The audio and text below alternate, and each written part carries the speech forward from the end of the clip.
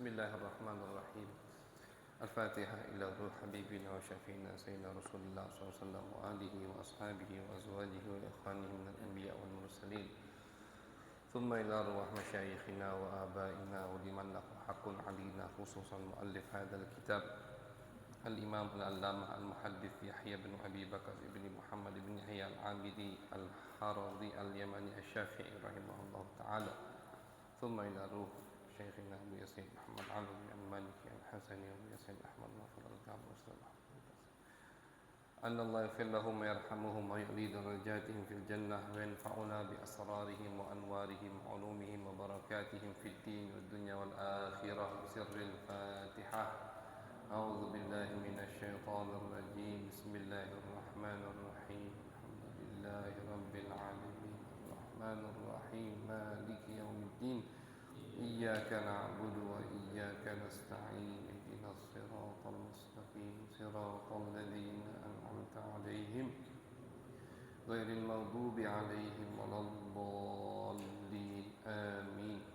بسم الله الرحمن الرحيم. الحمد لله رب العالمين وبه نستعين على أمور الدنيا والدين وصلى الله على سيدنا محمد خاتم النبيين وعلى آله وصحبه أجمعين.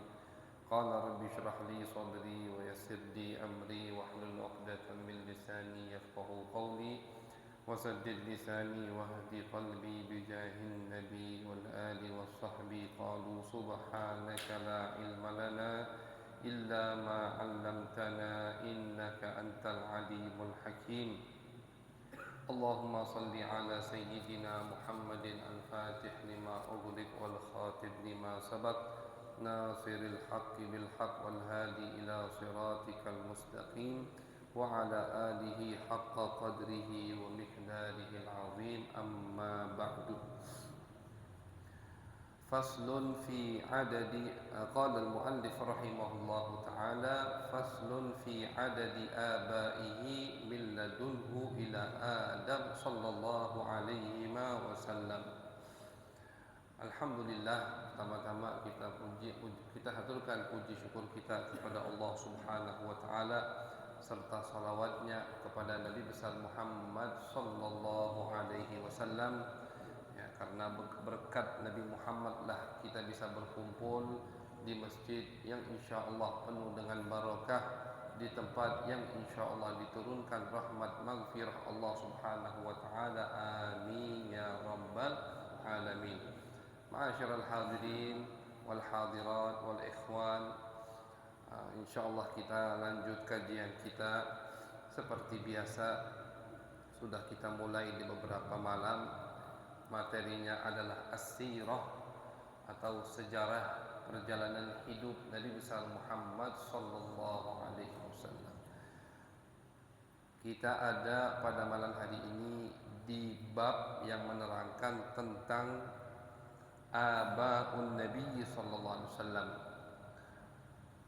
kakek-kakek Nabi besar Muhammad sallallahu alaihi wasallam. Walaupun di pertemuan kalau tidak salah 2 minggu yang lalu sudah sedikit dibahas atau disinggung sama muallif tentang kakek-kakek Nabi besar Muhammad sallallahu alaihi wasallam. Cuma secara umum atau global saja, tidak mendetail. Malam hari ini insyaallah akan lebih detail, dan muallif atau pengarang kitab ini menyebutkan nasab Nabi dari Nabi sampai Nabi Adam, dari Nabi sampai Nabi Adam. Jadi ulama itu mempunyai 2 pendapat. Sebagian ulama tidak suka menyebutkan nasab Nabi dari Adnan sampai ke Nabi Adam. Soalnya yang ada jelas hadisnya itu Nabi menyebutkan nasab beliau, Nabi sendiri yang menyebutkan sampai ke Adnan, Muhammad bin Abdullah bin Abdul Muttalib bin Hashim bin Abdul Manaf bin Qusay bin Kilab bin Murrah sampai ke Adnan. Di situ stop Nabi. Cuman jadi karena Nabi stop di situ, sebagian ulama ini atau kelompok pertama tidak membolehkan atau kurang setuju kalau ada orang yang menyambungkan nasab Nabi dari Adnan sampai ke Adam. Karena kata ulama terlalu jauh dari Nabi sampai ke Adam, dari Adnan sampai ke Adam. Terus juga tidak ada riwayat yang jelas yang bisa dijadikan sandaran kesohihannya untuk menisbatkan nasab Nabi dari Adnan sampai ke Adam. Tapi sebagian ulama lagi, nah ini al-ikhtilaf rahmah di sini. Perselisihan ulama di masalah seperti ini adalah rahmat buat kita. Sebagian ulama lagi tidak, karena mereka mempunyai beberapa riwayat hadis atau beberapa riwayat cerita yang menisbatkan nasab Nabi dari Adnan sampai ke Adam. Akhirnya disebutkan sama mereka di kitab-kitab mereka nasab Nabi dari Muhammad bin Abdullah sampai ke Abul Bashar, sampai ke Nabi Adam sana.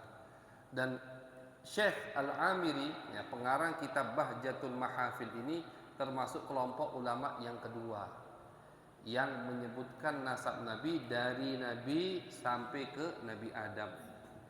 Jadi insya Allah akan kita baca.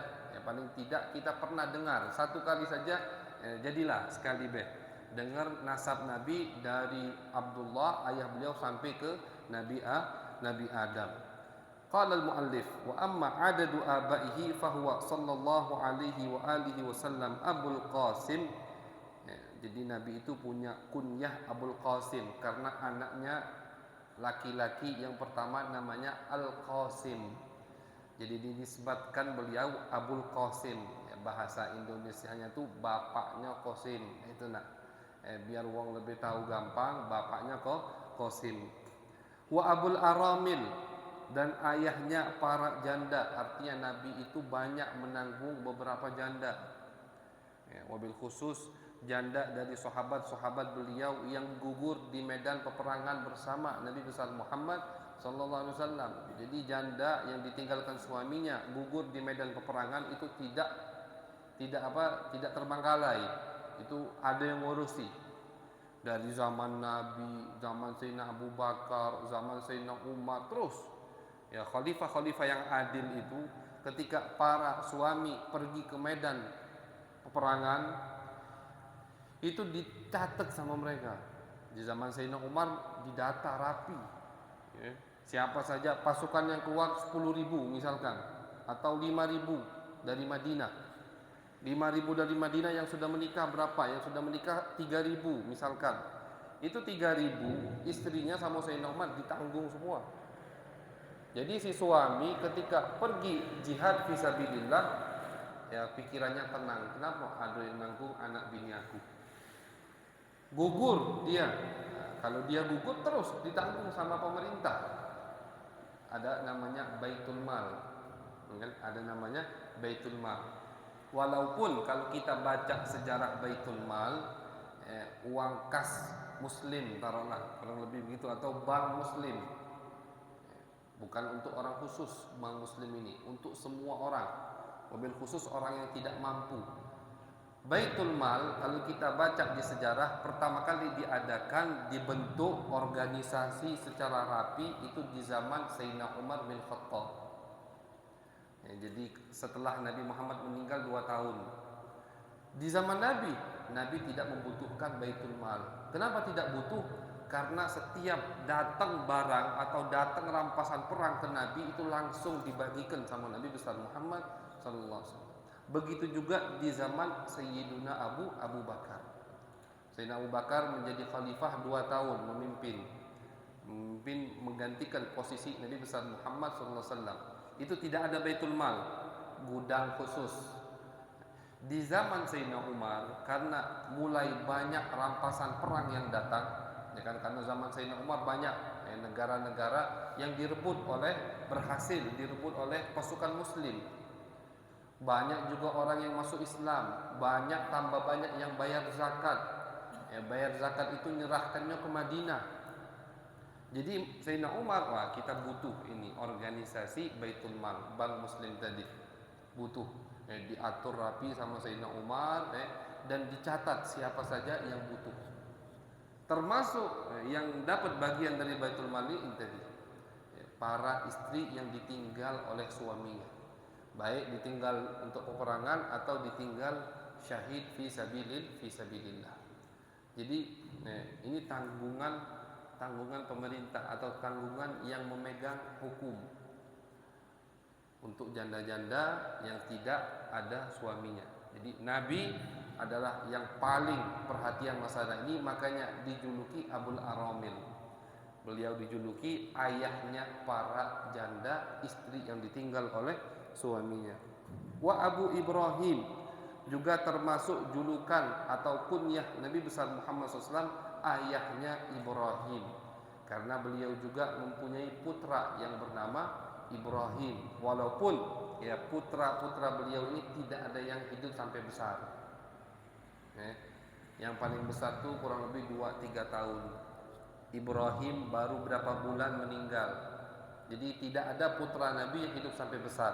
Yang hidup sampai besar semuanya putri-putri Nabi besar Muhammad SAW. Ada 4, Zainab, Ruqayyah, Ummu Kulthum, dan Fatimah Az-Zahra radhiyallahu anhun.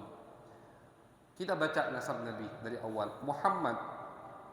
Muhammad bin Abdillah, nama ibni Abdul Muttalib, ibni Hashim, bin Abdi Manaf, bin Qusay, bin Kilab, bin Murrah, bin Ka'ab, bin Lu'ay, bin Ghalib, bin Fihir, bin Malik, bin Nadr, bin Kinanah, bin Khuzaimah, bin Mudrikah, bin Ilyas, bin Mudar, bin Nizar, bin Ma'ad, bin Adnan. Ini yang disepakati sama semua ulama sampai Adnan, dan wajib dihafali, apalagi untuk para santri harus menghafali nasab Nabi besar Muhammad sallallahu alaihi wasallam. Cuman cukup sampai Adnan.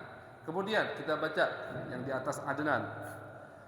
Bin Udad, bin Muqawwim atau Muqawwam, bin Nahur, bin Tayrah, bin Ya'rub, bin Yasjub, bin Qaidar, bin Nabit, bin Ismail Ad-Dabih, ibni Ibrahim sallallahu alaihi wasallam. Kan Nabi kan keturunan Nabi Ibrahim. Nah ini sampai Nabi Ibrahim. Kemudian dari Nabi Ibrahim, bin Azar, bin Tarih, bin Nahur, bin Saruh, bin Ra'u, bin Falih, bin Aibar, bin Shalah, bin Arfakhshad, bin Sam, bin Nuh sallallahu alaihi wasallam. Nabi Nuh itu kan Abul Bashar Ats-Tsani, kakek atau bapak manusia yang kedua, karena setelah angin topan itu semuanya keturunan Nabi Nuh. Kemudian Nuh bin Lamak, bin Matushalah, bin Khanuh, wa huwa Idris sallallahu alaihi wasallam. Jadi Nabi Nuh itu kakeknya Nabi Idris. Nabi Nuh kakeknya itu adalah Nabi Idris. Bin Yarad, bin Mahlil, bin Qainin, bin Yanish, bin Syith, Nabi Syith, putra daripada Nabi Adam sallallahu alaihi wasallam. Jadi itulah nasab Nabi dari ayah beliau sampai ke Nabi Adam sallallahu alaihi wasallam. Kenapa kita bisa bilang perselisihan ulama di masalah ini rahmat? Karena kalau ulama semuanya sepakat nasab Nabi yang boleh disebutkan hanya sampai Adnan, tidak bisa kita baca nasab ini, tidak tahu gitu. Tapi karena ulama berselisih, dan perselisihan mereka di masalah seperti ini adalah rahmat buat kita. Jadi bagi santri atau bagi orang yang ingin tahu, coba pengen baca nasab Nabi sampai Adam, ada tidak? Ada, alhamdulillah. Kenapa? Karena tadi sebagian ulama membolehkan kita membaca atau menisbatkan Nabi dari Abdullah sampai ke Nabi Adam. Namun ulama yang tidak membolehkan itu, kata beliau, yang banyak perselisihan atau yang banyak masalah atau yang paling diragukan nama-namanya itu dari Adnan sampai ke Nabi Ismail. Tadi kan ada Adnan yang terakhir Nabi nyebutkan sampai ke Nabi Ismail. Itu yang banyak perselisihan atau yang banyak riwayat yang tidak jelas. Adapun dari Nabi Ibrahim sampai ke Nabi Adam itu perselisihannya atau khilafnya lebih sedikit. Kenapa? Karena dari Nabi Ibrahim ke Nabi Adam tadi kita lihat ada beberapa nabi sudah. Nasabnya lebih jelas. Kenapa? Karena banyak nabi di atas. Tapi kalau yang dari Adnan sampai ke Ismail tidak ada nabi. Karena kalau kita baca sejarah lagi, Nabi Ibrahim itu punya anak dua. Yang pertama Ismail, yang kedua Ishak. Kan begitu. Ismail sama beliau ditaruh di Mekah serta ibunya yaitu Hajar. Ishak sama beliau atau di Palestina, ya, kalau tidak salah di Palestina, ya, sama ibunya Sarah. Yang dari Ishak ini Abul Anbiya. Ishak ini keturunannya nabi semua kebanyakan, dan semuanya adalah kebanyakan nabi Bani Israel, diutus ke Bani Israel sana dari Ishak. Ya. Contoh aja, Ishak punya anak siapa? Yakub. Yakub punya anak Yusuf. Ya, ini 4. Al-Karim, Ibnul Karim, Ibnul Karim, Ibnul Karim, kan gitu.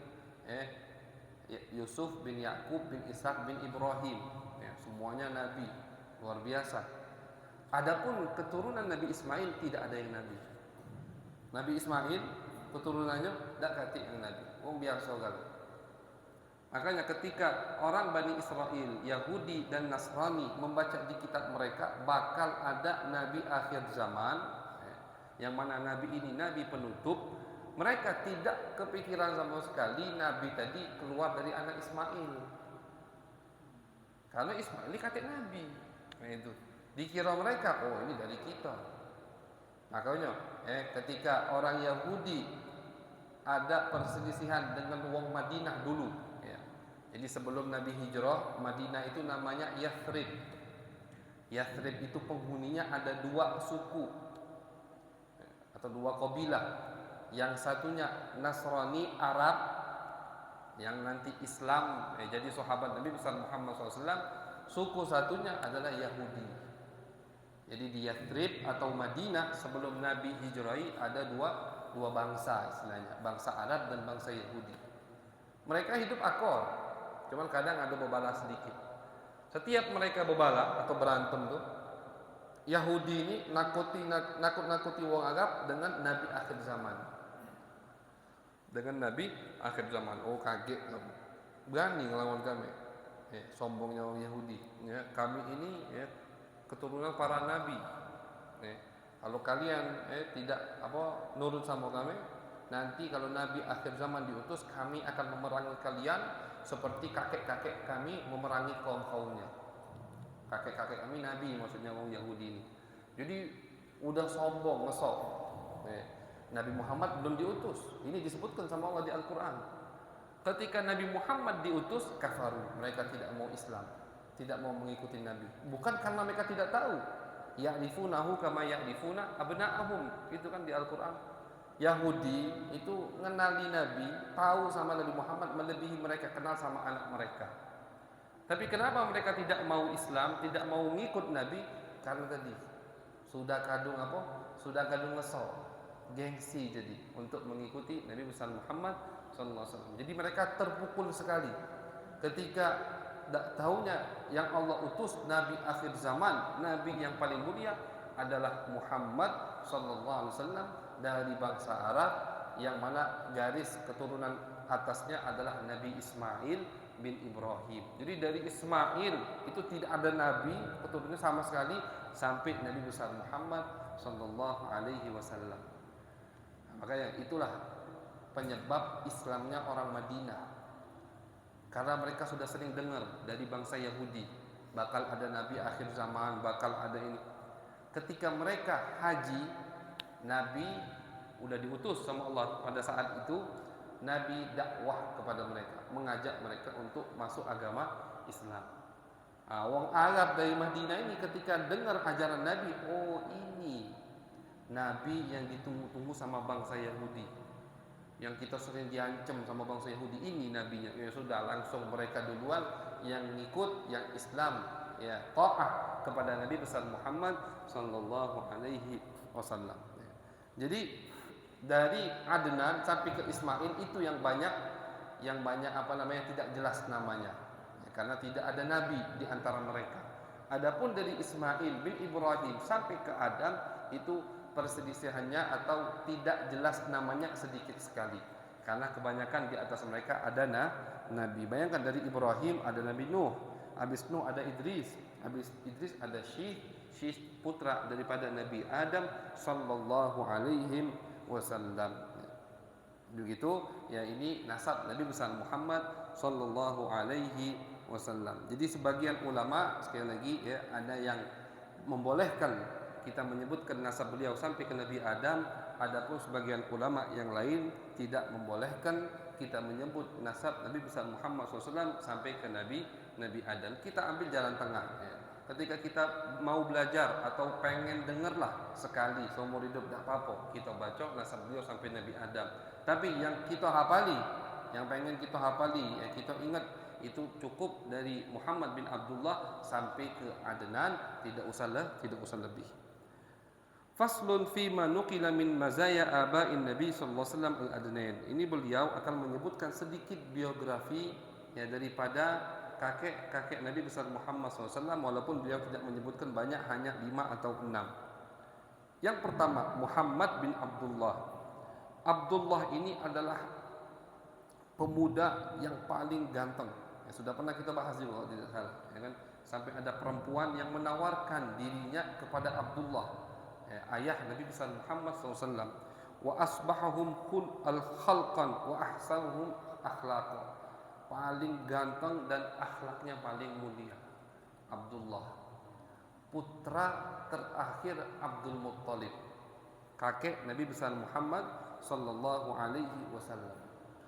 Jadi kita langsung cerita Abdul Muttalib sama Abdullah. Abdul Muttalib ini ketika beliau baru mempunyai anak satu yang bernama Harith. Beliau ini mimpi diperintahkan oleh Allah mendengar suara ini dari Allah, suruh menggali sumur Zam-Zam. Jadi Pak sumur Zam-Zam yang sekarang ini itu galian yang kedua sudah, atau yang menimbulkannya itu adalah Abdul Muttalib, kakek Nabi besar Muhammad SAW. Kalau kita baca sejarah Zam-Zam kan itu dari Nabi Ismail. Nabi Ismail itu pas lagi nangis, budak bayi, cak mana nangis, kakinya di seluruhnya ke tanah kan, kausan nangis. Siti Hajar sa'i baina Safa wal Marwah, keliling nyari air. Kenapa hikmah kita ada sa'i? Karena itu mengingat sejarah Siti Hajar dari gunung Safa ke gunung Marwah cari air. Nabi Ismail di tempat sumur Zam-Zam itu nangis kausan, panas. Kakinya di desu-desunya ke tanah tadi. Akhirnya metu lah sumur tadi. Subhanallah, sumur tadi metu. Itu tempat ketika Nabi Ibrahim meninggalkan Siti Hajar dan Nabi Ismail, tidak ada orang sama sekali. Ka'bah belum terbangun, ya kan? Atau sudah terbangun tapi masih pondasi awal. Ka'bah itu khilaf. Ada yang bilang pertama kali yang bangun Ka'bah malaikat. Ada yang bilang tidak, pertama kali yang bangun Ka'bah Nabi Adam. Namun dengan lamanya waktu, zaman hancur, pondasinya pun tertutup oleh tanah. Makanya di Al-Quran Allah mengatakan wa id yarfa'u Ibrahimul qawa'ida, ketika Ibrahim mengangkat pondasi. Pondasi sudah ada, Nabi Ibrahim mengangkat pondasi. Dan itu kapan? Nanti setelah Nabi Ismail besar. Jadi pas Nabi Ibrahim meninggalkan istrinya dan Nabi Ismail itu tidak ada apa-apa sama sekali. Cuman itu tempat yang ditunjuk oleh Allah Subhanahu wa taala. Ketika Nabi Ismail sudah mengeluarkan sumur Zam-Zam tadi, baru ramai orang tinggal di sama beliau itu. Baru jadi kampung istilahnya. Jadi kan orang Arab dulu tuh tinggal di mana ada air, di situ mereka tinggal. Itu sistem qabilah. Beda sama qaryah, kampung. Beda sama kota. Kalau sistem qabilah tidak, di mana walaupun ratusan, misalkan ribuan, walaupun jumlahnya banyak, Cuman sistem kabilah itu di mana ada air, di mana ada rumput, di situ mereka tinggal. Misalkan mereka tinggal di satu tempat, di Pelaju, habis banyu sama rumput, itu mereka mengirim utusan, coba cari di mana banyu, ada sungai sama rumput lagi. Oh di sana misalkan, di mana di arah bandara, ya sudah pindah semua nih, pindah semua ke arah bandara. Bertahun-tahun misalkan, habis lagi, surut lagi, pindah lagi begitu. Nah, kabilah-kabilah Arab ini ketika melihat ada sumur yang deras, sumur, bayangkan di tengah gurun padang pasir, deras, tidak pernah putus-putus dan enak. Zam-zam itu kan enak. Zam-zam itu beda sama minum air biasa. Minum zam-zam itu bisa mengenyangkan. Sudah rame langsung yang tinggal sama Nabi Ismail alaihi salam. Jadi beliau zam-zam itu akhirnya kita tidak usah terlalu jauh cerita zam-zam. Akhirnya ketika banyak yang tinggal sama Nabi Ismail, beberapa kabilah Jurhum, habis itu kabilah Khuza'ah, mereka ini yang terakhir, generasi-generasi terakhir tidak bisa menghormati tanah haram. Kan itu tanah haram, tanah suci haram, Mekah. Akhirnya sama Allah diberi azab atau diberi iqab, sumurnya ditutup. Sumurnya ditutup. Terus tuh tahun-tahun sumur Zam-Zam tidak ada. Dari Nabi Ismail ke anak-anaknya ada, di generasi terakhir sumur Zam-Zam tertutup, tidak ada. Sampai di zaman kakek-kakek Nabi tidak ada. Sampailah di zaman Abdul Muttalib baru jadi istilahnya. Tahun-tahun tuh berapa abad. Di zaman Abdul Muttalib, mimpi dengar suara gali sumur Zam-Zam. Bangun, apa sumur Zam-Zam? Tidak dihirauin sama beliau. Besok malam mimpi lagi, sampai malam ketiga ditunjuk sama Allah. Nih di sini tempatnya sumur Zam-Zam. Besoknya bangun pagi langsung bawa alat gali, ngajak anaknya yang bernama tadi, yang pertama putra beliau Harith, ke tempat samping Ka'bah itu kan. Wong heran, nak ngapa ya Abdul Muttalib? Nak gali sumur. Wong istilahnya orang tidak percaya semua bakal ada sumur di tengah gurun pasir, gali sumur. Digali sama beliau. Karena perintah Allah. Digali. Muncullah sumur Zam-Zam. Jadi sumur Zam-Zam yang kita nikmati sekarang itu berkah dari kakek Nabi besar Muhammad sallallahu alaihi wasallam, Abdul Muttalib. Baru muncul lagi sumur Zam-Zam. Ini karena ingin Allah Subhanahu wa taala ingin menghormati Nabi besar Muhammad SAW, karena kan bakal lahir cucunya ini kakeknya gitu. Nah pas sumur tadi sudah muncul, sudah jalan lagi, baru wong-wong yang tadi menghina atau mengucilkan Abdul Muttalib, nak gali apa? Kata yang bantu beliau sama anaknya, pengen ngurus atau pengen jadi ngehai galau istilahnya. Sumur tidak, Abdul Muttalib ini hak aku yang berhak mengatur, aku yang diperintahkan oleh Allah. Tetap mereka ingin ngatur galau, ingin jadi pengurus galau. Pas pegawai dah galak yang melok. Nah, itu kan biasa wong itu. Pas pegawai dah galak yang melok, lah jadi lah lemak baru nak ngehai galau, biasa. Tabiat manusia. Akhirnya Abdul Muttalib kesel dan beliau tidak punya dekeng. Beliau sayyid, ketua, cuman karena banyak kabilah-kabilah yang lain tidak bisa melawan akhirnya. Nah, disitulah beliau nazar.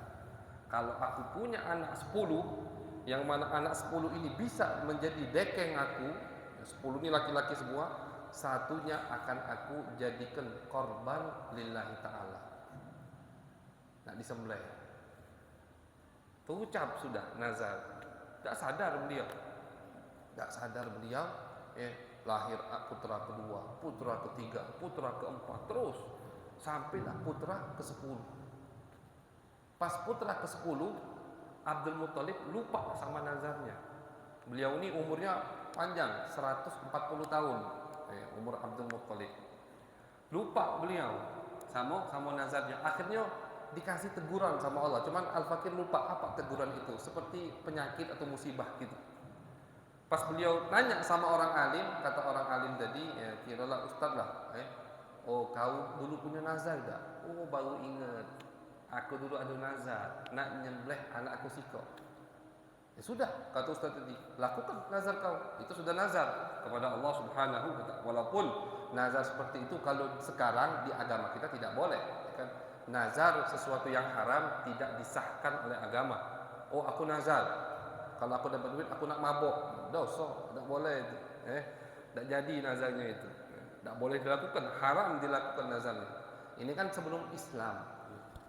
Akhirnya sudah Abdul Muttalib diundi, nama anaknya 10 ditulis, dimasukkan undian. Siapa lah yang metu di sini? Diguncang.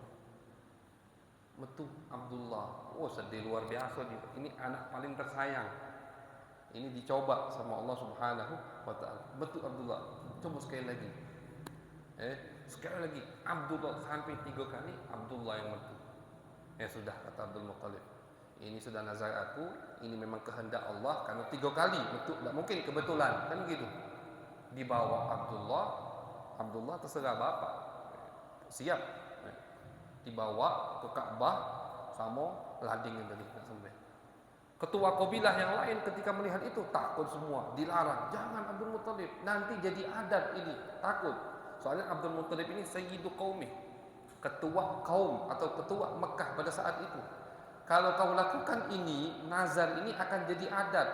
Akhirnya banyak orang yang bakal nazar nyembelih anaknya. Jangan, tidak baca kata Abdul Muttalib. Ini sudah nazar, aku nazar sama Allah. Jangan ditahan sama istilahnya ketua-ketua yang lain. Sudah, kata ketua-ketua yang lain, kita pergi baik ke Ustadz Alim Psikologi yang di sana. Tanya, apa solusinya? Pergi ke sana. Diceritakan begini nazarnya, dan ini ketua-ketua kaumku, kata Abdul Muttalib, melarang, tidak boleh. Ustadz yang satu tadi paham. Dia nanya, berapa fidyah atau tebusan untuk orang yang dibunuh di kabilah kalian di Mekah? Jadi kalau ada misalkan si A bunuh si B, keluarga si B tidak mau kisos, tidak mau membunuh balik, cukup si A ini bayar denda atau tebusan. Berapa tebusan untuk membunuh? Oh, 10 onta, kata wong Mekah tadi, Abdul Muttalib dan rombongan, 10 unta. Tebusan untuk orang yang membunuh itu 10 onta. Ya sudah, kata Ustaz tadi, diundi. Tulis nama Abdullah, tulis nama 10 onta. Taruh di kertas, masukkan ke undian, diundi. Siapa yang metu? Kalau yang metu Abdullah, undi lagi sampai yang metu nama onta tadi. Gitu. Sampai yang metu nama onta. Ditulis, diundi. Undian yang pertama yang keluar Abdullah lagi. Oh, berarti belum. Tambah 10 onta lagi. 20 jadi. Disuruh nambah. Sampai unta yang keluar. Kedua kali Abdullah nambah 30, nambah 40, 50 onta, 60 sampai 100 onta. Ini yang udah 90 onta, masih yang keluar Abdullah. Ya sudah, tambah, tidak apa-apa kata orang lain. Daripada ini jadi adat, tidak apa, kita mau tuku unta istilahnya. Akhirnya ditulis 100 onta dan Abdullah. Ketika diundi keluar 100 onta. Tapi Abdul Muttalib belum puas, dah kata Abdul Muttalib, ulang. Ini belum tahu kebetulan.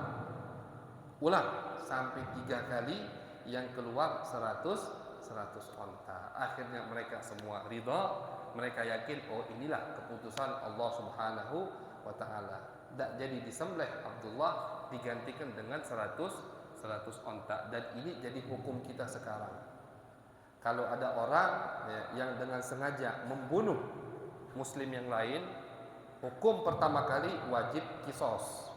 Yang membunuh wajib dibunuh. Tapi kalau ahli waris atau keluarga korban memaafkan, tidak menuntut kisos, maka yang si pembunuh ini dan keluarganya wajib membayar 100 onta. Dari mana hukum ini diambil sama Nabi Muhammad? Hukum ini diambil dari ayahnya ketika mau disembelih. 100 onta. Maka ya Nabi Muhammad SAW mengatakan, anak ibnu Dhabihain. Aku ini anak dari 2 orang yang asalnya mau disembelih. Yang pertama Ismail, kan? Nabi Ibrahim mimpi juga, Allah nyuruh nyembelih atau dapat wahyu, Allah nyuruh nyembelih Ismail, disembelih, mau disembelih sudah. Pas disembelih datanya diganti sama Allah dengan kambing. Kambing dari surga sana. Yang kedua, Abdullah mau disembelih diganti dengan 100 onta, dan itu jadi hukum Islam sekarang. Itulah sedikit daripada biografi atau cerita Abdullah dan Abdul Muttalib, ayah kandung dan kakek kandung Nabi besar Muhammad sallallahu alaihi wasallam.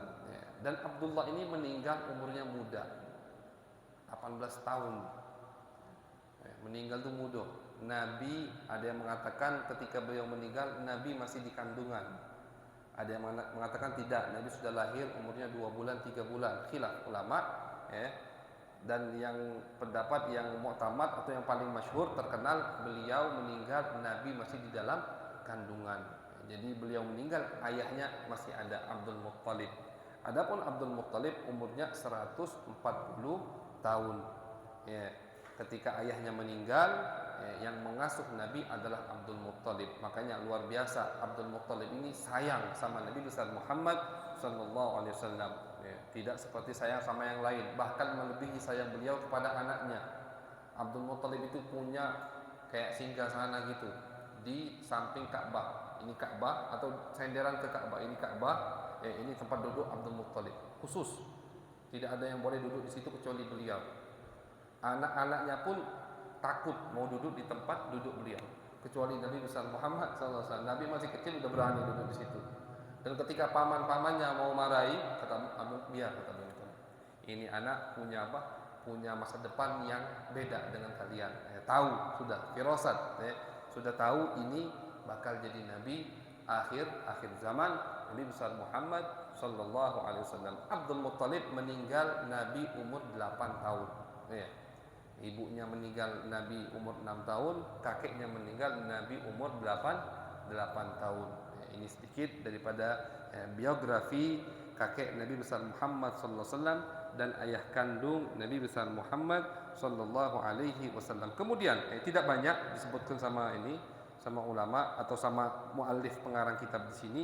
Abdul Muttalib, kemudian Hashim ini orang yang dermawan, Abdul Manaf juga begitu. Semua kalau kita baca sejarah kakek Nabi Muhammad, mereka mempunyai sifat dermawan. Itu pertama kali.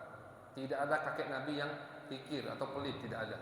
Kemudian mereka mempunyai selalu dijadikan ketua kabilah oleh kaumnya. Di setiap kakek Nabi, baik Abdul Muttalib, Hashim, Abdul Manaf, itu semua adalah ketua kabilah. Kenapa mereka dijadikan ketua kabilah? Mereka disegani karena tadi kata ulama, termasuk alasannya karena ketika mereka hidup, cahaya Nabi besar Muhammad SAW ada di tubuh mereka, mereka, sehingga setiap orang melihat mereka itu langsung segan, atau langsung mau tidak mau benci atau senang menghormati daripada kakek Nabi besar Muhammad sallallahu alaihi wasallam. Adapun ibu beliau Aminah bintu Wahab bin Abdi Manaf bin Zuhra bin Kilab, ibunya juga adalah perempuan yang paling cantik, yang paling mulia. Banyak yang ngelamar sebelum ayah Nabi, namun tidak diterima karena memang Allah pilih Aminah ini untuk Abdullah. Jadi ketika Abdullah menikahi Aminah, cahaya yang tadinya ada di Abdullah, cahaya ini kan pindah dari Nabi Adam ke Nabi Syith, dari Nabi Syith ke anaknya yang paling mulia, dari anak yang paling terus. Ini wasiat cahaya ini. Jadi Nabi Adam ketika mau menyerahkan cahaya ini ke Nabi Syith, wasiat, Syith ini cahaya mulia. Jangan kau lepaskan atau jangan kau pindahkan kelak ke anakmu kecuali kau yakin itu anak yang paling baik. Begitu. Setiap perpindahan cahaya ini ada wasiat dari kakek-kakeknya, dari yang sebelumnya. Ini cahaya adalah Nabi besar Muhammad sallallahu alaihi wasallam. Nah, dari Abdullah terakhir, ketika nikah dengan Aminah, pindah cahaya ini ke rahim atau ke perut Siti Aminah radhiyallahu anha. Kelihatan kayak tadi, yang perempuan yang dulunya suka godai Abdullah, ketika sudah menikah tidak godai lagi. Dah nasir lagi. Ngapa? Kata betina tadi udah cahaya lagi di gaya kau ni setelah kahwin. Kata ulama bukan, gelap gayanya habis kahwin bukan. Tapi cahaya Nabi ini pindah ke Siti Aminah jelas ini adalah perempuan yang paling mulia. Soalnya tempat untuk makhluk yang paling mulia. Jadi kalau ada orang yang mengatakan ayah dan ibu Nabi itu tidak masuk surga, naudzubillah min dzalik. Kita pertama harus itu, dan kita harus mengucapkan alhamdulillah. Kenapa alhamdulillah? Aku bukan wong yang ngomong cak ini. Alhamdulillah. Ini yang dikomentari bukan bapak dia, bukan bapak kita, tapi yang dikomentari sama dia tidak masuk surga bapak dan ibu Nabi besar Muhammad sallallahu alaihi wasallam. Jadi ketika kita mendengar baik secara langsung atau di YouTube ada ulama walaupun gelarnya profesor, doktor apapun itu mengatakan ayah dan ibu Nabi tidak masuk surga, yang pertama kita harus ucapkan alhamdulillah. Kenapa alhamdulillah? Bukan aku yang berani ngomong cak itu. Alhamdulillah, bukan aku yang berani kurang ajar sama Nabi besar Muhammad sallallahu alaihi wasallam. Alhamdulillah. Kenapa alhamdulillah? Alhamdulillah, aku tidak berkeyakinan seperti itu. Apa keyakinan kita? Keyakinan kita ayah dan ibu Nabi, kakek, nenek, buyut Nabi sampai Nabi Adam semuanya masuk surga Allah Subhanahu wa taala. Nabi itu bagi-bagi ke surga, madai aba ibu yang tidak dapat. Kan itu secara logika saja. Tidak usah ruwet jawabnya. Tidak usah nak pakai ayat Quran, tidak usah. Ada ayat Qurannya, ada hadisnya. Kita di pembahasan yang akan datang insya-Allah. Tapi satu saja yang kita jawab ke dia. Nabi itu yang bagi-bagikan surga. Ada orang minta ini, kata Nabi, kau dapat surga. Ada orang ngomong ini, kau surga. Kau madai aba ibu tidak kebagian surga dari Nabi besar Muhammad sallallahu alaihi wasallam. Kau bae ngomong itu. Kalau punya duit kau bagi-bagi orang, pastikan orang tua kau konjuk iya. Kalau tidak diinjak berarti kau orangnya tidak benar, begitu kan? Madai orang lain dikasih, orang tua tidak dikasih, kan begitu. Ya, naudzubillah min dzalik, dan alhamdulillah ya kita di madhab atau di pendapat yang benar, kita meyakini bahwasanya semua kakek Nabi besar Muhammad SAW masuk surganya Allah Subhanahu wa taala. Wallahu a'lam bishawab.